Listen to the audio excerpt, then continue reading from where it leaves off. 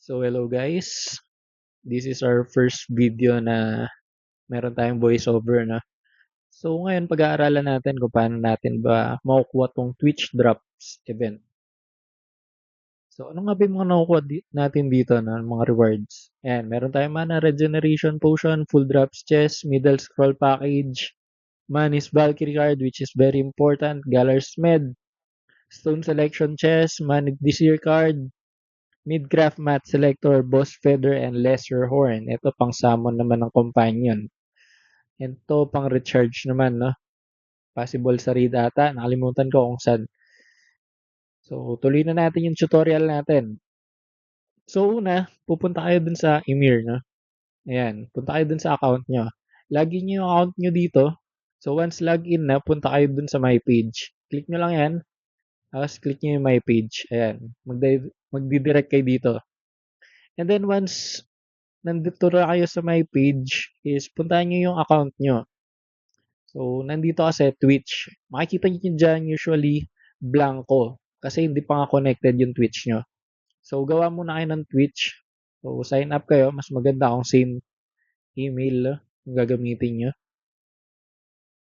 nung sa mismong game nyo, Lord of Ymir or Legend of Ymir. And then, i-connect nyo na siya dito. So, paano nga ba i-connect since blanco to? Kasi kapag kinlik mo yan, wala lang din eh. Pupunta kayo dito sa Connect to Drops. Okay?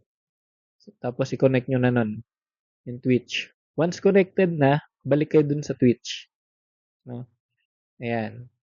Tapos kapag nandito na kayo sa Twitch, is punta kayo dito sa may drops and rewards sa ilalim ng subscriptions. Okay? Yan, nakakuha na ako. Actually, pinapanood ko siya currently ngayon. So, eto nakakuha na tayo. Hindi ko pa siya i-claim. Sabay ko na siguro yung i-claim na. So, dito naman, sa ating event, may dalawa tayong category. Yung Emir for All, and then yung Emir SSS. Na? So, paano nga ba makikita yung Emir SSS? Magkahiwalay na reward yan eh. Ayan. So, dito naman sa Emir All, click nyo lang to, makikita nyo lang lahat yung mga channel na pwede nyong panoorin. Okay? Para makuha yung rewards.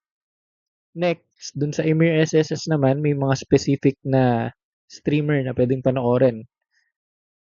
So, yan. Ito yung mga rewards. So, almost the same lang naman. Kaso napalitan ng Raid Feather yung sa Boss Feather. Okay? Tapos may SSS Full Drops chest pa dito. Ayan guys. So, tuloy nyo lang. Tapos, paano nga ba natin mamomonitor kung kamusta yung ating panonood? Punta lang ulit kayo dito sa Drops and Rewards. Okay? Ayan. Yun lang guys.